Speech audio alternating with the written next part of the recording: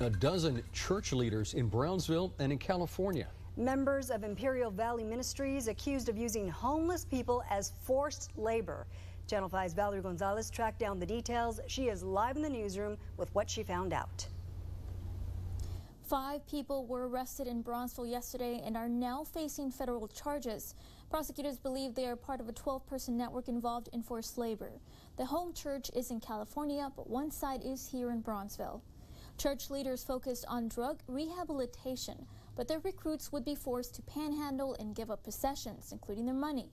5 people were arrested in Brownsville yesterday. Victor Gonzalez and Susan Christine Leiva are married and worked as pastors. Another couple, Jose Anthony Diaz and Mercedes Gonzalez, were home directors.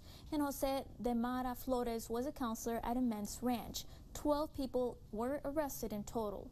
The indictment states the 12 used psychological and physical strategies to keep the recruits in their control and on their properties. Recruits would have to sign forms agreeing to strict rules, giving up possessions, like we mentioned, including their money, personal items, IDs, debit cards, birth certificates, travel, and immigration documents.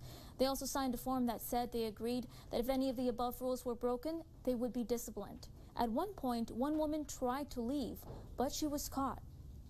Windows were nailed shut at some group location homes, leading a desperate 17-year-old victim to break a window, escape, and run to neighboring property to call the police.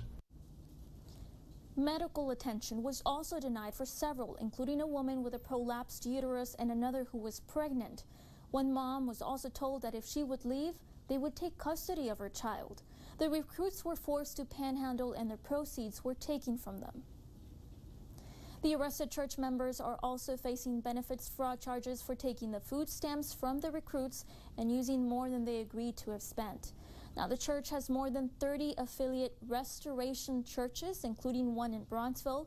The evidence gathered and mentioned in the indictment was not collected at the Brownsville site. In the newsroom, Valerie Gonzalez, Channel 5 News at 6.